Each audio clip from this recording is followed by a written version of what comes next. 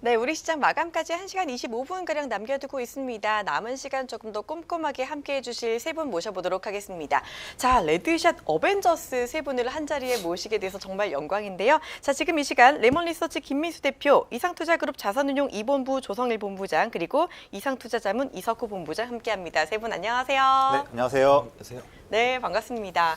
아니, 그동안 우리 아재 개그 콤비로 많은 사랑을 받으셨던 우리 김민수 대표님 그리고 이석 본부장님 함께 하셨고, 그리고 이제 원래 2시 반쯤 나오셨는데 그렇죠. 오늘 네. 조금 더 땡겨서 이 자리에 함께 하시게 된 조성일 본부장님까지 한 자리에 제가 모이게 돼서 너무너무 기쁩니다. 일단은 두 분께서는 그렇게 틈틈이 호시탐탐 제자리를 노리시더니 결국은 꿈을 이루게 되셨어요. 축하드립니다. 네, 안녕하십니까. 네. 오늘부터 방송을 진행하게 될 이석호 앵커라고 합니다. 네, 옆에서 같이 진행할 김민수 앵커입니다. 네, 아, 오늘 네. 두 분을 초대해서 이제 괜찮죠, 본부장님? 네. 아, 네, 오늘 잘 부탁드립니다. 네. 그리고 우리 조성일 본부장님 네. 적응 좀 되세요? 재밌는데요. 그러세요? 오늘 1시간 짧은 시간 같은데 몇 시간 해야 되지 않을까 생각됩니다. 아, 네, 맞아요. 저희가 원래 네. 이제 세 분과 함께 하시게 되면서 저희가 시간을 좀 늘려서 저희가 한 2시 50분까지 함께 할 테니까 우리 시청자분들 조금 더 길게 이 자리에 함께 해주시면 좋을 것 같고. 2시 50분이죠? 아닌가요? 예. 이렇게 욕심을 내십니다. 제가 진짜 이 자리에 안 드렸으면 어떡할 뻔했어요. 조금 더 오래 하고 싶은데 이 자리는 이제 좀 더 오래 가고 싶었던 자리였는데 네, 괜찮습니다. 오늘 4시까지 함께 하셔도 됩니다. 그 자리에서. 네, 오늘 초빙하신 분 입장으로서 같이 하실 수 있는 체력이 되는지 한번 또 체크해봐야 될 것 같고요. 아유, 저야 네. 뭐 말 시켜주시는 만큼만 하겠습니다. 아니, 우리 조성일 본부장님 같은 네. 경우는 또 떠오르는 신흥 아재 개그 지망생으로 또 제가요? 제가 기억을 합니다. 지난번에 이 두 분의 난무하는 아재 개그 사이에서 네. 5G 외쳐주시면서 이제 아, 예. 5고 5G 이런 얘기 했더니 두 분께서 되게 재미없다고 하셨어요. 그렇죠. 예. 아직 그러면 뭐 이제 아재는 아저신 겁니다. 젊으신 겁니다. 그러면. 아. 젊으신 거예요. 예. 아, 본인이 젊으신 게 아니고 예. 두 분이 아재가 아니신 예. 걸로. 아재야만이 웃을 수 있는 건데 웃지 않았으니까 아직 젊으신 겁니다. 네. 어떻게 생각하세요?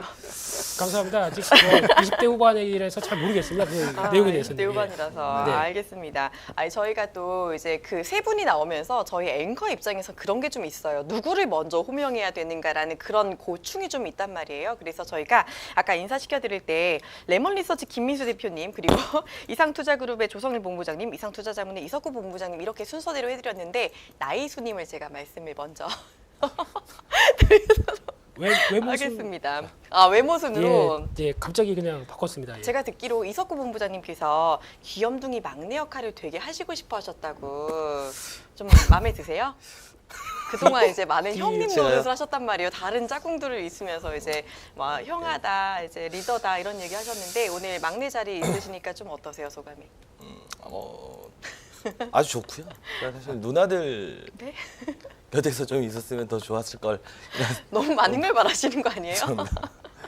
알겠습니다. 지금 뭐 세 분 기분은 좀 좋으신 것 같은데, 자, 막방 앞두고 조금 더 확실하게 우리가 좋은 전략들 함께 세워주실 거라 기대를 해보도록 하겠습니다. 간단하게 제가 시장을 좀 짚어드리도록 할게요. 원래는 세 분께 시장에 대한 전망과 이런 걸 들어야 되는데 들을 게 많기 때문에 제가 간략하게 시장을 제가 뺏어오도록 하겠습니다. 제가 지금 약간 변방으로 밀려난지라 좀 위기의식을 느끼고 있기 때문에 시장 제가 얘기해도 괜찮죠? 네, 발언권 그럼요. 드리겠습니다. 아, 감사합니다. 네, 지금 현재 시장 잠깐 짚어드릴게요. 지금 양시장 모두 약보합세 보여주고 있는 상황입니다. 코스피 지수 지금 0.033% 내리면서 3,236포인트 지금 지나가고 있는 상황이고요. 코스닥 같은 경우는 0.17% 내린 988포인트 현재 지나가고 있는 상황이기도 합니다. 자, 그리고 외국인 같은 경우 지금 코스피에서는 현재 매수를 하고 있는 상황이고 기관은 매도세로 일관을 하고 있는 모습이기도 하고요. 현재 미국에서 또다시 인플레 우려감이 나타나고 있는 상황입니다. 고용지표가 생각보다 또 잘 나오면서 다시금 투자 심리가 위축한 모습, 우리나라 시장 그리고 아시아 시장도 그대로 좀 반영이 되고 있는 모습이고요. 특히 오늘은 어제 올랐던 반도체주가 조금 주춤하는 모습이 나타나고 있고 그에 비해서 원전 그리고 조선 자동차주들이 선방하는 하루다라고 이렇게 정리를 간단하게 해보도록 하겠습니다. 자, 이어서 세 분과 함께 하반기 우리가 이런 상황에서 어떤 이슈를 조금 더 주목을 해야 하는지 한번 살펴보도록 하겠습니다. 자, 먼저 우리 김민수 대표님, 하반기에 우리가 좀 주목해야 될 이슈 어떤 게 있는지 먼저 여쭤보도록 할게요. 어떻게 보고 계시나요? 네, 준비한 거 많은데 까먹었습니다. 네. 지금 뭐 즉석으로 얘기하셔도 괜찮습니다. 네, 앵커님 얘기하는 거 듣다 보니까 네. 그냥 빠져들어서 그러다가 잊어버렸는데 근데 중요한 거는 하반기는 뭘 봐야 되느냐라고 하게 되면은 뭐 그냥 다 아시는 얘기일 겁니다. 다 아시는 얘기인데 그냥 쉽게 말씀드리게 되면은 뭐 FOMC를 비롯해서 나오는 이제 미국의 여러 가지 얘기들 이런 게 그대로 저희가 아는 대로 진행이 될 것이냐라는 네. 부분들인데 많이들 그렇게 얘기하시는 것 같은데요. 특히 최근에 동향을 보게 되면 테이퍼링을 비롯해서 뭐 이제 다 아시는 것 같습니다. 이런 맞아요. 얘기들은. 네, 근데 그럼에도 불구하고 나올 수 있는 변화가 지금 동향들에 대한 흐름들을 보게 되면은 앞으로의 변화를 계속 확인을 한다는 관점 쪽에서 지금 아마 어느 정도 다 알고 있는 상황들이거든요. 그렇기 때문에 알고 있는 상황들을 어떤 변화가 나온다라고 하게 되면 오히려 시장은 호재로 나올 수 있지 않을까. 그러니까 이제 어느 정도 불확실히 더 제거되고 나오지 않을까라는 쪽으로 봤었을 때 글을 더 챙겨봐야 되지 않을까 생각되고 있고요. 그런 쪽으로 보게 되면은 지금 관점은 너무 위축되지 말자라고 봐야 될 것 같고요. 두 번째로는 딱 두 가지만 말씀드리겠습니다. 뭐 계신 분들이 많기 때문에 다 발언권을 드려야 되겠죠. 진행자 입장으로서.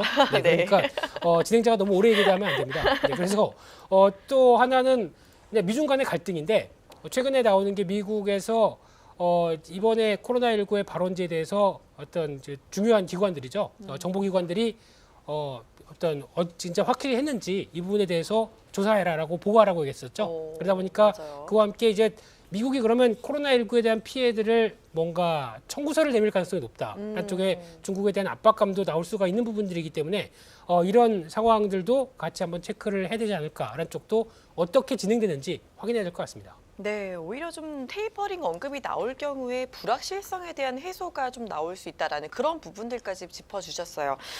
그게 어떻게 보면은 이제 테이퍼링이 시작되고 나서부터는 우리가 미리 악재가 어느 정도 선 반영되고 있다 이런 측면으로 보여주신 것 같기도 하고 미중 갈등이 격화될 수 있는지 여부도 우리가 체크해봐야 되는 포인트다라고 짚어주셨는데 조성래 본부장님 좀 어떻게 보세요? 우리가 테이퍼링 같은 경우는 우리가 꼭 봐야 되는 이슈가 맞는 것 같기는 한데 그렇죠. 네. 이게 이제 테이퍼링에 대한 시작이 됐을 때 시장이 더 충격을 받을 수 있다 이렇게 볼 수도 있을 것 같고 말씀해주신 대로 오히려 불확실성의 해소 측면이다라고 볼 수 있을 것 같기도 한데 우리 조성일 본부장님은 어떻게 지금 조금 더 좀 무게를 주고 계시는지 네, 궁금합니다. 사실 저도 방금 대표님 말씀하신 것처럼 저도 같은 의견인데요.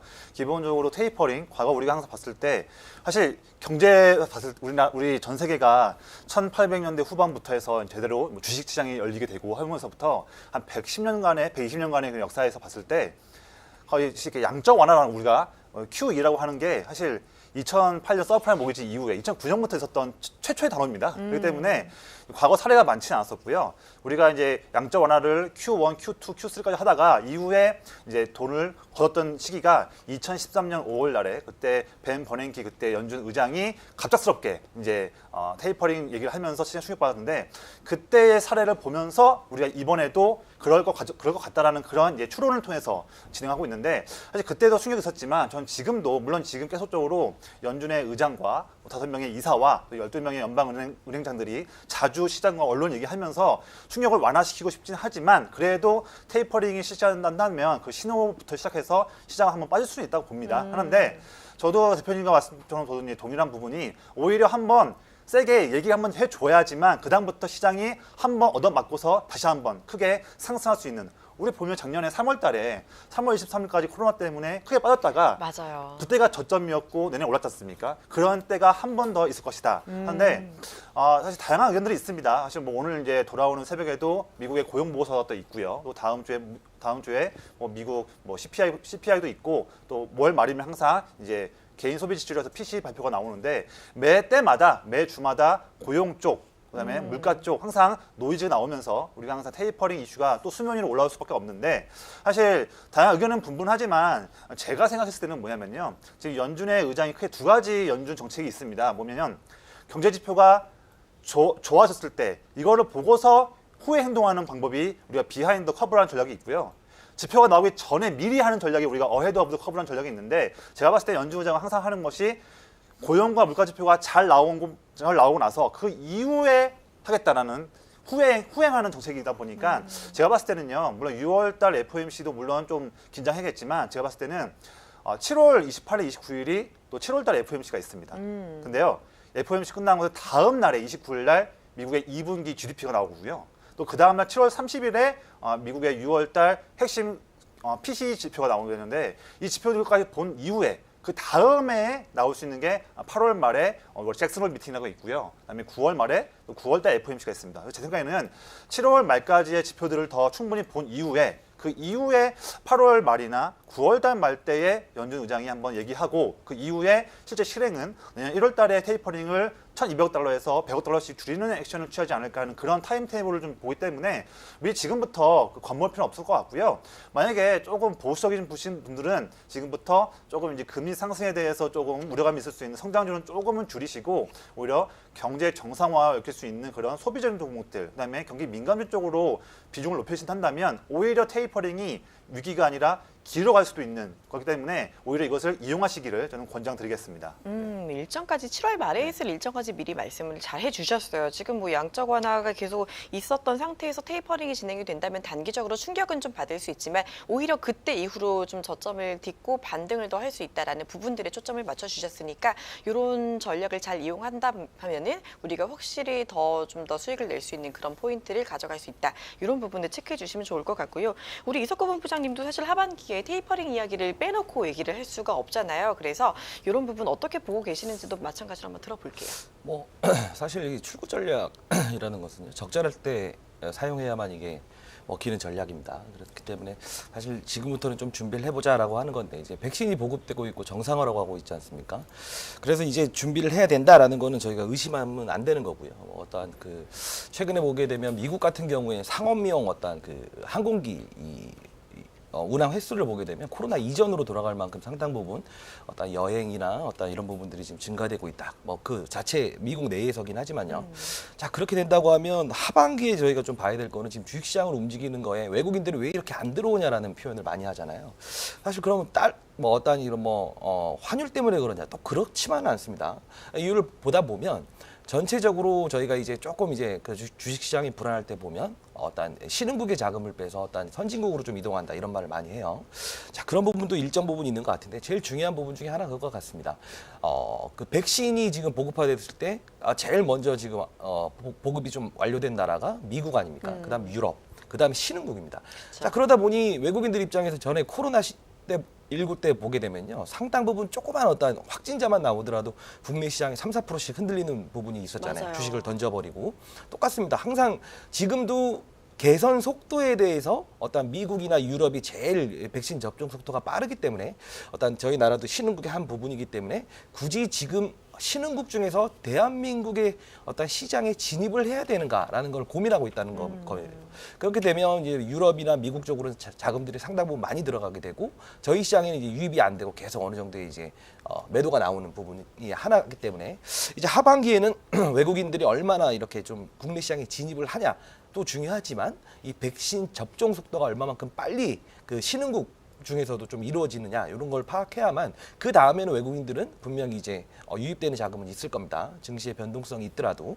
자, 그게 첫 번째로 봐야 되는 부분이고 두 번째는 이제 비트코인을 말씀드리지 않을 수 없습니다. 자, 네. 비트코인이 어떤 거냐면 저희 시장에 어떤 반도체 시장 일부분 섹터를 좀 움직인다 해도 과언이 아니에요. 이유는 채굴 하기 위해서 어떤 막대한 어떤 컴퓨터가 필요하고요. 맞아요. 그리고 반도체가 필요합니다. 그러다 보면 지금 웃돈을 주더라도 지금 사지 못하는 그런 상황이 되잖아요. 그러다 보니 어떤 이 모바일 수요나 어떤 이 반도체 수요가 지금 몰리고 있는데 이게 주식시장의 한 영역에서 자리 잡게 되고 비트코인 가격이 상승하게 되면 주식시장에서 자금이 이탈되고 이런 부분들은 사실 주식시장 일부분 지금 개인들 힘이 너무 강하잖아요. 그러다 보니 그 자금들이 어느 쪽으로 이동되는가. 최근에는 비트코인 쪽에 자금들이 좀 거래 대금이 많이 줄면서 주식시장에 좀 이제 어떤 이 개인들의 자금이 많이 들어오게 되고 기관 외국인이 파는에도 불구하고 주식시장을 좀 이끌어주는 이유 중에 하나입니다.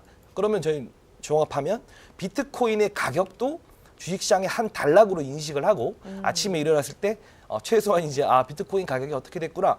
올랐구나 내렸구나 급락했구나 이런 걸 파악하면서 어떤 시장에 대해서 좀 대비하는 전략이 필요할 것 같고요. 좀 세 번째로 말씀드릴 것 같으면 이겁니다. 미국 같은 경우에는 이제 정상화되게 되는데 그 1인당 3,500만 원씩 일을 안 해도 이렇게 주고 있잖아요. 맞아요. 근데 이제 뭐 주위에 보다 보면 후배들 같은 경우에 3,500만 원 못 받는 사람들도 꽤 있어요. 그렇게 되면 사람들 입장에서는 일을 안 한다. 이건 포기하게 되면요. 일자리 그 실업자에서 빼게 됩니다. 그렇죠. 내가 할 의지가 있는데 실업을 갖고 있다 해야 되는데 다 포기한 거 아닙니까? 그럼 당연히 고용지표 좋게 나올 겁니다. 네. 이제 중요한 건 뭐냐면 사탕을 물게 했던 상황에서 사탕을 빼버렸을 때 얘네들이 그 사탕을 사기 위해서 과연 얼마나 적극적으로 일하느냐 그걸 봐야 돼요. 자, 지금은 놀아도 3,500만 원을 주다 보니 좋아. 원래 직업을 갖고 있는 사람들은 할 겁니다. 근데 이제 일하지 않는 사람한테 3,500만 원을 미국에서는 주고 있어요. 막대한 이 유동성 정책을 통해서. 그때 만일에 주지 않는 상황이 된다.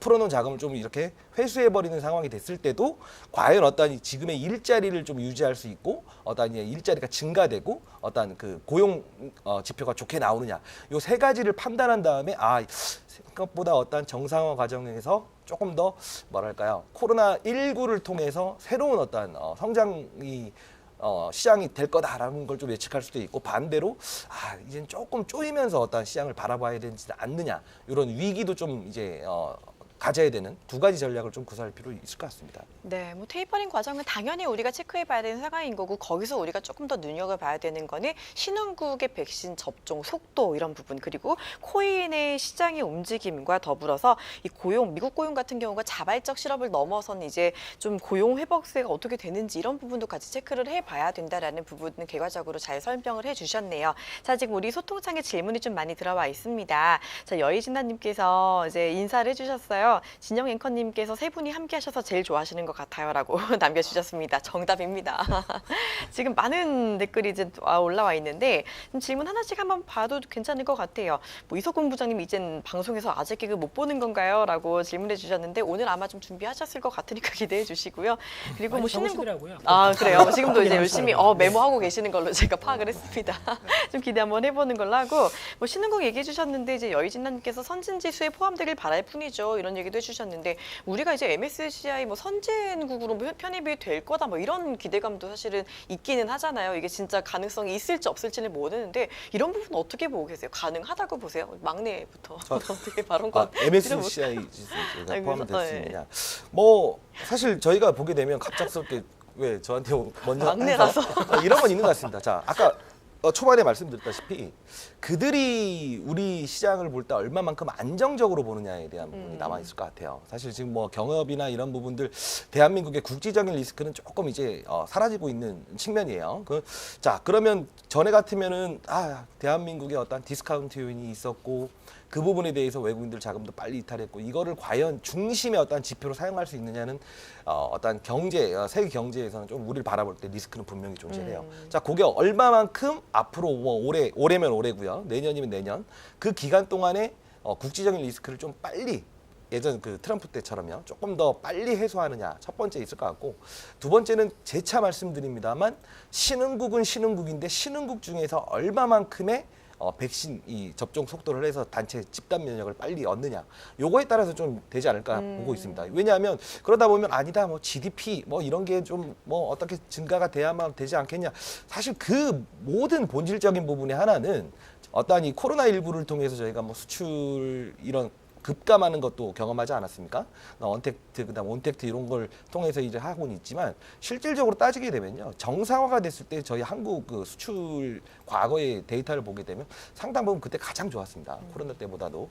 자, 그렇게 된다고 하면 어떤 이런 지표 뭐 GDP나 생산량 이런 거를 좀 보기보다는 대한민국에 대한 어떤 디스카운트 요인이 아니고 프리미엄 요인이 좀 작용을 했을 때 좀 그게 좀 현실화될 가능성이 좀 크지 않겠냐라고 좀 말씀드릴 것 같습니다. 이렇게 자신 없이 마무리를 하세요. 더 자신 있게 말씀해 주셔도 됩니다. 괜찮으시죠? 네.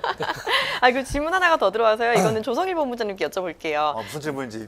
네. 미국 떨리네요. 국무부가 네. 이산가족 화상 상봉장을 설치하면서 네. 이제 미국이 남북 협력을 지원한다라고 하는 이유가 나왔는데 그럼 그 이후에 또 한번 남북 경협주 장세가 열리겠죠라는 이런 질문이 들어왔거든요. 네네. 요 사실상 남북 경협주 같은 경우는 한동안 되게 테마성 이슈로 자리 잡다가 네. 뭐 2018년도 1년은 되게 많이 이끌기는 했지만 네. 이후에 정말 트럼프 대통령과 그 김정은 위원장의 밥상이 엎어진 이후부터는 그렇죠. 네. 되게 많이 못 갔잖아요. 네네. 뭐 이런 이슈가 추가적으로 남북 경협주 장세가 다시 올라갈 수 있는 그런 장이 될까 간단하게 좀 답변해 주셔도 좋을 것 같아요. 제 생각에는 그런 장이 열린다고 하는 거는 좀 어려울 것 같고요. 음. 일단 기본적으로 뭐 김정은이 어떤 행동을 하든 중국적으로는 스탠스는 미국 바이든이 그만큼 그 눈치를 주느냐 한데 사실 과거 2017년, 18년에는 문재인 대통령하고 트럼프가 이제 그런 노벨상을 받냐 안 받냐 하는 그런 부분이다 맞아요. 보니까 그런 이제 좀 우스갯소리일 수 있는데 점점 더 북한을 이제 어떻게 보면 이용해서 트럼프도 목적이 본인 정권을 이용할 때에 중국 견제도 있었지만 북한을 이용해서 본인의 지위를 올리고자 하는 부분도 있었고 또 한국 같은 경우에도 마찬가지다 보니까 북한을 이용해서 했던 그런 이슈가 많이 있었죠. 한데 지금 바이든 제 생각에는요. 지금 바이든 얼마 전에 그런 이슈가 있었지만 바이든이 지금 정권 초기 때 또 내년까지 봤을 때에 1년, 2년간 봤을 때 북한 이슈가 본인의 그 경제 정책이나 다양한 정책을 했을 때 중요한 이슈일까라는 저는 좀 의문이 좀 있습니다. 그래서 바이든은 지금 중국 트럼프 때부터 있었던 이제 중국과의 그런 대결과 여러 가지 공급망 관리에 대한 그 체크, 서플라이 체인 체크 이런 부분이나 지금 미국 경제를 더 활성화시키려는 이 부분이 더 중요하지. 지금 뭐 바이든에게 북한이 뭐 얼마나 있겠습니까? 아, 그러게요. 그리고 이미 그러면 그걸 미국을 제외하고 한국 내 스스로에서 한국의 정부들이 북한을 이용해서 뭔가 할 수 있는 이슈들을 위해서 남북 경합주를 보겠느냐 했을 때 문재인 정부는 이제 내년 5월이면 끝납니다. 네. 지금 레임덕이 지금 빨리 오고 있는데요. 지금요. 거기에서 북한 이슈가 뭐 있겠습니까? 그래서 제 생각에는 간헐적인 이슈는 있을 수 있죠. 그래서 단기 테마로는 충분히 나올 수 있겠지만 이게 장세가 나온다라는 부분은 저는 조금 이제 한번 점검할 필요가 있다고 좀 말씀드리겠습니다. 네, 이 부분 잘 짚어주셨네요. 사실상 바이든의 정책을 보려면 남북 정책보다도 어떻게 보면 뭐 친환경 정책이라든지 뭐 SOC 인프라 투자 이쪽이 훨씬 더 매개가 크게 쏠릴 수 있는 그런 부분이니까 좀 더 큰 덩어리를 봐주시는 게 좋겠다라는 이야기까지 들어봤습니다. 자, 우리 큰 형님한테도 안 물어볼 수가 없겠죠? 누구요? 네. 네, 우리 김민수 대표님. 이제 우리가 생각해 보니까 4월 달에는 3월까지의 그 1분기 실적에 대한 이야기를 되게 많이 했었잖아요. 근데 이제 4, 5, 6월, 이제 6월이고 다음 달이면은 또 다시 2분기에 대한 실적 발표가 나올 수 있는 시즌이 시작이 될 텐데 네. 그 2분기 기업 실적은 앞으로 좀 어떻게 될 거라고 보세요? 잘 모르겠는데요. 뚜껑 열어봐야 되겠죠. 아, 그러면 이제 전화 네. 한번 해서 물어볼까요? 예, 그 다 상장 기업들한테 전화해서 하려다 보니까 시간이 조금 걸립니다. 네. 양해해 주시고요. 네, 확인할 때까지는 기다려 봐야 되겠는데, 근데 다른 분들한테는 되게 심도 있는 얘기, 뭔가 국제 정세와 관련된 멋있는 얘기들 할 수 없고 저한테는 예, 조금 그 약간 살짝 삐집니다. 네. 그래요. 하고 싶은 얘기 다 해주셔도 됩니다. 하고 싶은 얘기 사랑합니다. 네. 됐죠? 네. 네. 지금 실적 얘기 나와서 얘기를 드리는데 그냥 아마 실적보다 더 관심 많으신 게 삼성전자 관련된 얘기가 아닐까 싶습니다. 맞아요. 네, 그냥 어차피 지수는 삼성전자라고 보게 되면 삼성전자의 동향을 확인하는 게 중요할 것 같은데 거기서 지금 실적 동향도 물론 1분기 때 잘 나오다 보니까 2분기까지도 잘 나올 것 같습니다. 대부분 다 잘 나올 것 같은데 하지만 시장에서 우려하는 거는 경기 민감 섹터는 이쪽이 다 약간 피크아웃이 아니겠느냐라는 부분들에 대한 변화를 얼마만큼 끌어내느냐에 대한 흐름들도 더 중요할 것 같고요. 특히 삼성전자 같은 경우는 최근 들어서 실적에 대한 기대감들이 다시 올리고 있습니다. 이번에 또 리포트가 1조는 더 나올 것이다, 영업이익. 그래서 한 11조까지 정도 생각을 하는 모습들인데 근데 지금 삼성전자를 바라보면서 제 개인적인 생각은 아마 반도체 관련된 쪽에서 실적이 이만큼 나올 것이고 다 뭔가 조금씩 좋아질 것이고 하는 분위기는 다 어느 정도 주가에 서서히 잦아들고 있습니다. 하지만 게임 체인저의 역할을 할 거는 제가 보기에는 폴더블 폰이 아닐까 싶습니다. 폴더블 폰이요. 네. 앵커님도 핸드폰 바꾸실 때 되셨나요? 저 좀 됐어요. 되셨어요? 자, 바꾸러 가시죠. 네. 아, 그래요? 카드 주시나요? 네, 뭐 얼마 안 나잖아요. 그거 해봐야 뭐. 네, 죄송합니다. 근데 아마 폴더블 폰을 봤을 때 이번에 폴더블 3는 조금 더 다양하게 나온 변화가 좀 얇아졌죠. 게다가 기스가 좀 덜 난답니다. 게다가 또 기스. 네. 기스, 네, 그 뭔가요? 기스가 아니고 뭐 맞는 것 같습니다. 네. 기스 말고 네. 기스면이 땡기는 죄송합니다. 예. 일단 이런 좀 어떤 좀 네. 아까 좀 기스가 덜하다고 표현해야 될 것 같은데요. 튼튼하다. 저 생각나는 단어가 없어요. 뭐 스크래치 상처가 안 난다 그래 그렇죠. 그래, 비슷한 말인 것 같아요. 뭐 부장님은 영어를 되게 잘하시는 것 같아요. 아, 그러니까. 어헤드 뭐였죠 아까? 어헤드 뭐 아닙니다, 아이고. 네, 이런 전략들을 네. 얘기하시는 거 보니까 영어는 본부장님께 네. 조성일 스쿨 그리고 그러다 보니까 이 폴더블이 이제 제가 게이머 입장으로서 폴더블을 봤었을 때는 맞네요. 저는 어떤 지금도 나오는 폴더블 2인가요? 네, 폴드 2를 봤었을 때 이 가운데 카메라 구멍이 은근히 신경 쓰입니다. 네, 하다 보면은 그래요? 이렇게 좀 큰 화면에서 마음에 드는데 다 조작하다 보면은 은근히 가운데 있는 화면이 좀 신경이 쓰는데 이번에 3는 없답니다. 그게 그 언더커버로 들어간 영어입니다. 예, 괜찮았나요? 네, 언더커버 카메라 이런 쪽으로 나오다 보니까 이게 또 하나의 장점이 될 수 있겠다 싶은데 더 중요한 거는 가격이 999. 저도 영어했습니다. 네. 999달러 정도. 오. 책정을 하면은 우리나라 돈으로 한 120만 원이 안 되겠죠. 네. 이러면 살 수 있을 때까지 들어온 가격이 아닐까요? 그러다 보니까 그쵸. 일단 가격이 땡기고 음. 좀 더 보급화돼서 저희가 지금 이번에 팔릴 게 한 700만 대 정도 예상을 하는데 네. 노트 정도 수준까지 들어온다. 뭐 1000만 대 이상으로까지 들어온다라고 하게 되면 아마 생각 외로 IM 사업부가 실적이 잘 나오겠네 라면서 그때는 이제 본격적으로 9만 원대 들어가는 흐름이 나오지 않을까. 근데 이게 아니면은 그냥 일단은 한 많이 가봐야 9만 원대가 한계가 아닐까 이렇게 생각이 들면서 폴더블 사시 이러면 안 되죠. 앞광고입니다. 예. 지금도 받은 거 폴더블 없습니다. 쓰시나요? 친구 거를 써봤는데 이건 아닙니다. 이건 예전 그건 거고요. 아니에요. 지금 네. 걔 보고 있었어요, 계속. 자꾸 보시는데 앞광고가 혹시 될까 봐. 펼쳐 주실까 해가지고. 네, 이렇게도 펼칠 수 있고 이렇게도 그쵸, 펼칠 수 그쵸. 있겠는데 그거는 다음에 혹시 이따 나인경제TV에서 불러주시면 저 샀어요 이러고 얘기 드리겠습니다. 예. 네, 지금 삼성전자 그 반도체 얘기해 주시면서 폴더블 폰에 주목을 하는 게 좋겠다라고 말씀해 주셨지만 그래도 이게 삼성전자가 한 번에 다 올라가긴 좀 어려울 수 있다. 한 9만 원까지 그 이상으로 또 치고 올라가긴 조금 그래도 시간이 걸리지 않을까 이런 얘기 해주셨는데 그럼 두 분의 이야기도 되게 궁금해서 삼성전자의 주가 이야기 그리고 반도체의 전망 그 간단하게 또 들어봐도 괜찮을 것 같아요. 우리 조성일 본부장님은 네네. 삼성전자 10만 전자 간다라는 주의로 이제 말씀을 계속 해주셨잖아요. 그렇죠. 근데 네네. 이게 시간이 좀 걸릴 수는 있겠지만 뭐 그래도 안 가진 않겠다라는 생각들을 하고 계실 것 같기는 해요. 네네. 그래도 이제 9층, 10층에 이제 10층에 물려 계신 분은 없으시겠지만 많이 좀 그쵸. 10층은 없었고요. 10층은 10층은 없었고요. 없었고, 네. 9층에 물려 9층이죠? 계신 분들 네. 지금 약간 구조대 기다리고 계신 분들 많으시니까 네네. 뭐 언제쯤 탈출할 수 있을지 그리고 제가 어제도 제가 말씀을 어디선가 드린 것 같긴 한데 네. 삼성전자가 원래 그렇게 엄청 급하게 움직이는 종목이 아닌데 작년 연말에 좀 이상하게 급하게 움직이다 보니까 한 번도 그렇게 움직이지 않을까라고 기다리시는 분들도 많으실 것 같거든요. 네네. 그럼 조성일 본부장님은 어떻게 될 거라고 보세요? 사실 저는 이제 올해 말까지는 전자가 10만까지는 갈 수 있다고 보는데 좋은 내용 하나랑 이제 우려감이 하나씩 있습니다. 뭐냐면 우려감 먼저 말씀드리면요. 기본적으로 삼성전자가 우리 국내 시가총액 거의 3분의 1이기 때문에 우선주까지 포함하면요. 3분의 1이기 때문에 결론적으로는요. 이 삼성전자를 움직이려 한다면 국내 시장 자체에 우리나라 아까 뭐 MSCI 뭐 지수 얘기도 나왔었지만 일단은 막대한 외국인 자금이 들어와야 됩니다. 지금 이 종목의 수급에서 거의 지분의 한 53%가 외국인 지분이거든요. 그렇기 때문에 외국인 수급이 들어와야지만 최근에 한 오버레일처럼 외국인 자금이 들어와야지만 주가가 올라갈 수 있는 그런 수급적인 구도 있는데 이 종목을 끌어올리려 한다면 결론적으로 외국인 수급이 들어와야 되는데 여기서 국내 3분의 1 차지하기 때문에 패시브 자금도 우리나라에 들어와야 됩니다. 네. 그래서 그러면 한다면 전 세계에 상당히 많은 그런 펀드들의 패시브 쪽 자금들에서 신흥국 쪽 향해 들어가는 자금이 더 늘어나게 될 것이고 또 신흥국도 많은 국가들 중에서 중국과 대만과 인도를 이겨내고 우리나라 쪽으로 더 돈이 많이 들어갈 텐데 그런 환경들이 과연 쉬울 것인가 당장 조금 어려울 수 있고요. 네. 사실 올해 말에 사실 지금 이제서야 국내 백신 접종률이 1차 접종률이 12%까지 올라왔는데 이게 가파르게 더 올라가야 됩니다. 그렇기 때문에 그래야지만 할 수 있는 조건이다 보니까 외국인들 지금 환율 1117원대고 달러 인덱스도 90포인트 초반이라서 좋은 조건이긴 하지만 지금 신흥국향 또는 한국향 패시브 자금 들어오기에는 조금 쉽지 않다. 그래서 이 부분 시간이 좀 걸릴 것 같고요. 하지만 그래도 기본적인 좋은 것은 삼성전자가 반도체가 다시 한번 3년 만에 도래한 슈퍼사이클의 원년이 될 것 같습니다. 그래서 지금 다양하게 겹쳐 있죠.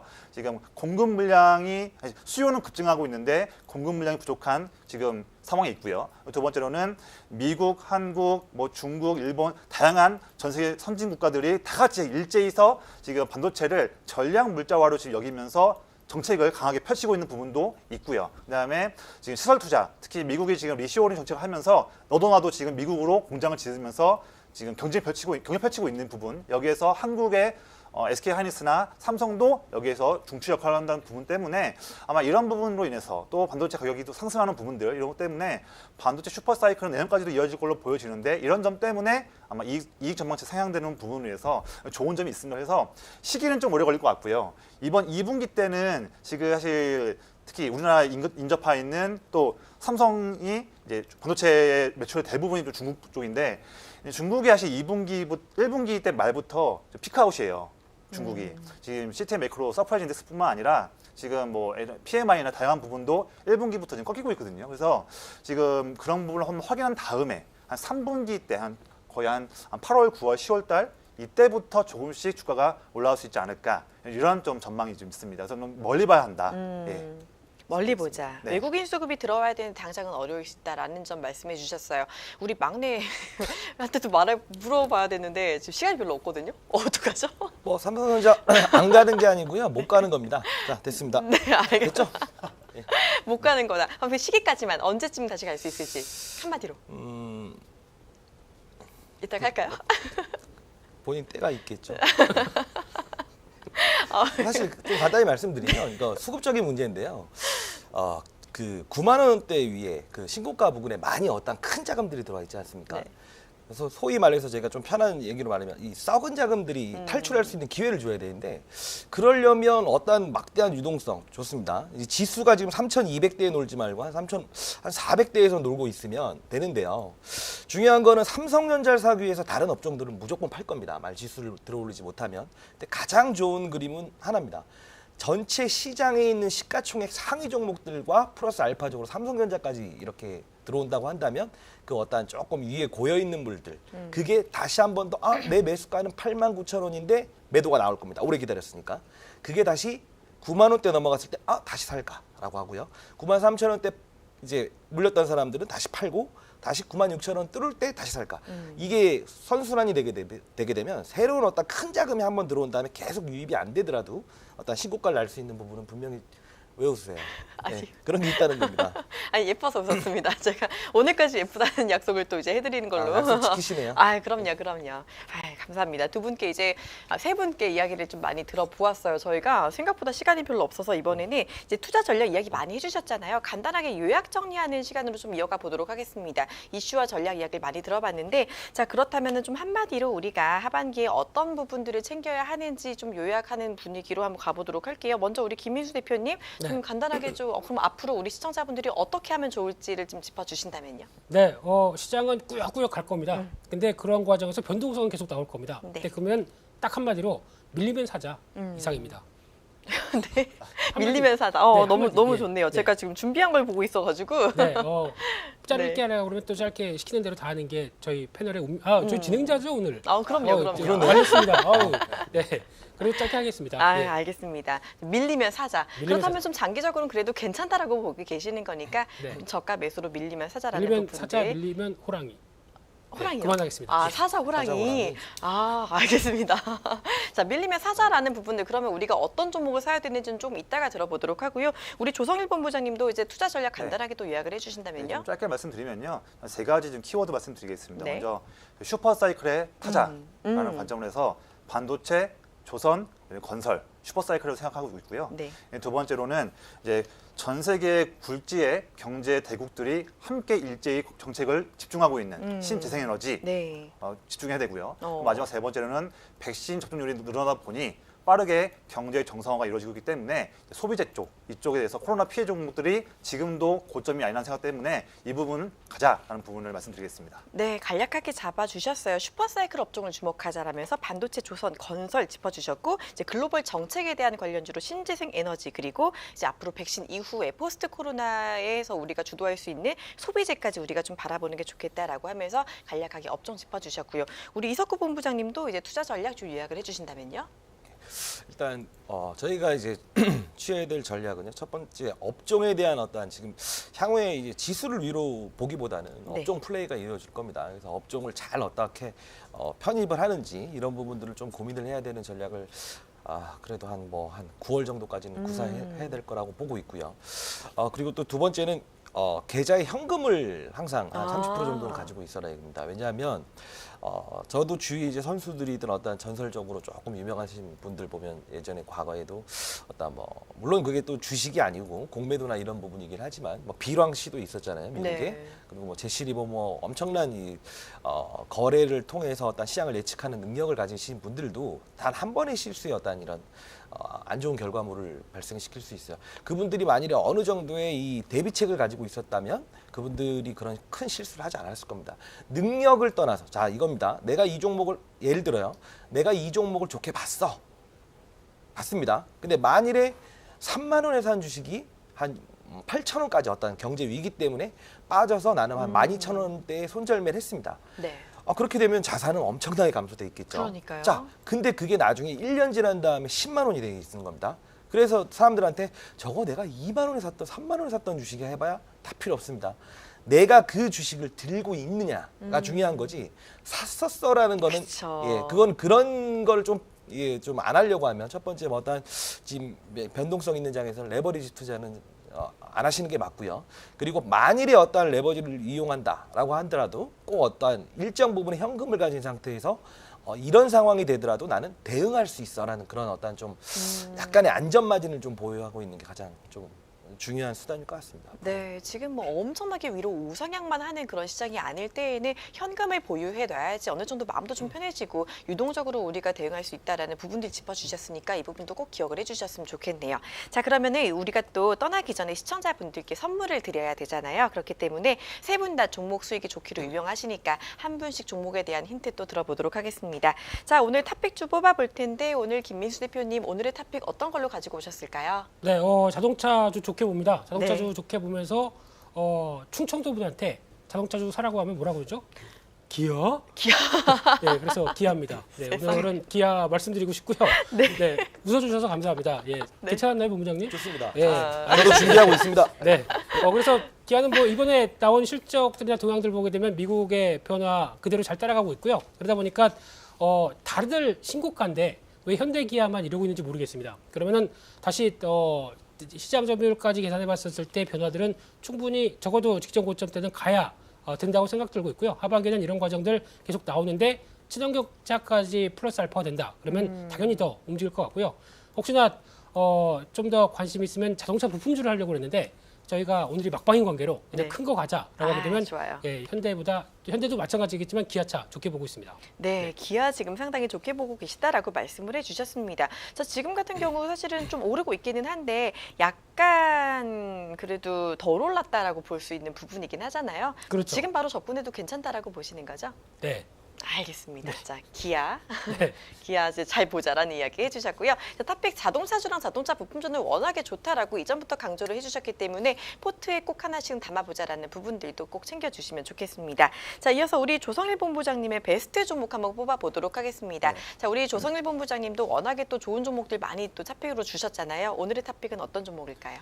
저는 아까 이제 반도체를 말씀드렸을 때 그 종목 가져왔는데요. 이제 반도체 슈퍼사이클에 제대로 대응할 수 있는 원익 IPS라는 국내 장비 기업 제1의 기업을 말씀드리겠습니다. 저도 사실 조그만 종목들도 있지만 그래도 하반기까지 가져갈 수 있는 쭉 안정적으로 가져갈 수 있는 종목의 관점을 통했을 때 원익 IPS를 가져왔고요. 기본적으로 반도체 슈퍼사이클은 언론에다가 네이버에 치기 맞춰도 다 알 수 있는 내용이니까 그 부분 차치하고요. 기본적으로 저는 이제 디램에서 예를 들면 디램에서도 이제 3위 기업인 마이크론 테크놀로지 자꾸 막 10나노 초반을 자기가 했다고 이렇게 하는데 확인할 수 없는 부분이지만 그래서 하다 보니까 이제 디램에서도 이제 삼성 같은 경우에는 더 미세 공정을 더 힘쓸 수밖에 없는 상황이고요. 그다음에 낸드 플래시에서도 자꾸 뭐 도시바에서도 176단만 했다, SK 하이닉스도 그런다 한다 하니까 삼성 같은 경우에도 우리도 그러면 더블 홀 뚫어가지고 더 미세 공정 하겠다라는 이슈가 있고요. 마지막으로 비메모리 시스템 반도체 쪽에서도요. 자꾸 이제 현재 지금 대만의 TSMC 대비해서 너무 3분의 1밖에 안 되는 점유율이 있는데 막대한 돈을 투자해서 미세 공정 거의 뭐 5나노, 3나노도 따라가고자 하는 그런 행보를 하고 있습니다. 즉 삼성 같은 경우에는 시설 투자를 앞으로도 감행할 때에 여러 가지 투자 아이디어가 있겠지만 가장 중요한 것은 미세 공정.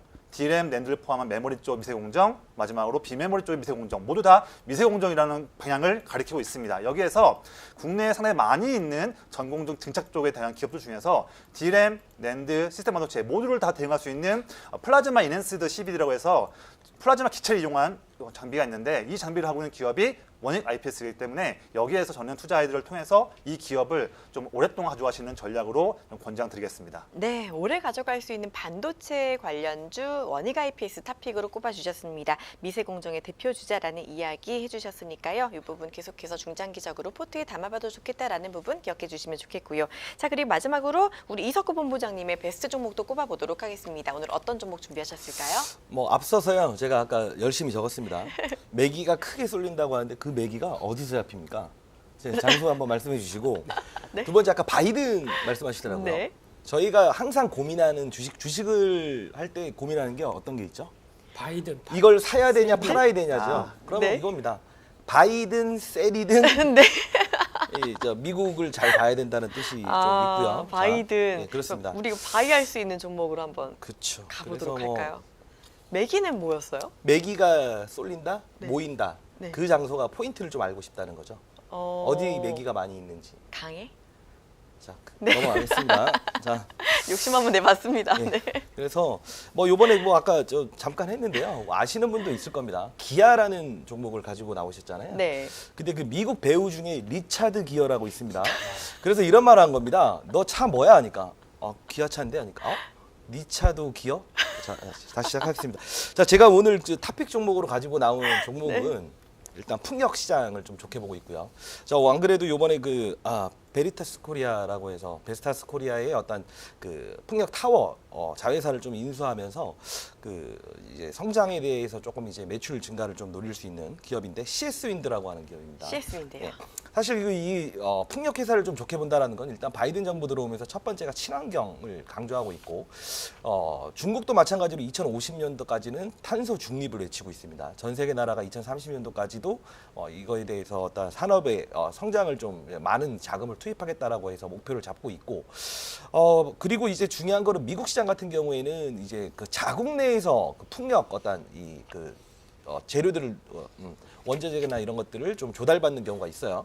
근데 제일 중요한 건 뭐냐면요. 미국이 보통 이제 해외에서 들여오는 이 수입품에 대해서는 반덤핑 관세를 매기는 경우가 있어요. 근데 지금 CS 윈드 같은 경우에는 이번에 그 덴마크 쪽으로 인수했지만 그게 미국이 이제 위치한 그 공장이기 때문에 이런 부분에 대해서 세금 어떤 반덤핑이나 어떤 이 관세에 대해서 좀 자유로울 수 있는 부분이 분명히 있습니다. 그러다 보면 일단 뭐 정부 정책에 대해서 수혜를 받을 수 있고 그리고 상당 부분요. 최근 보게 되면 이런 친환경 관련주들 보게 되면 좀 곳간이 비어 있습니다. 외국인이나 기관들이 좀 곳간이 비어 있고 하나의 포인트는 최근에 어떤 그 경제 정상화에 대해서 움직였던 주가 상승률 가장 좋은 기업은 뭐예요? 한 3개월 동안 이러면 정말 많이 빠졌다가 피해 입었던 업종이죠.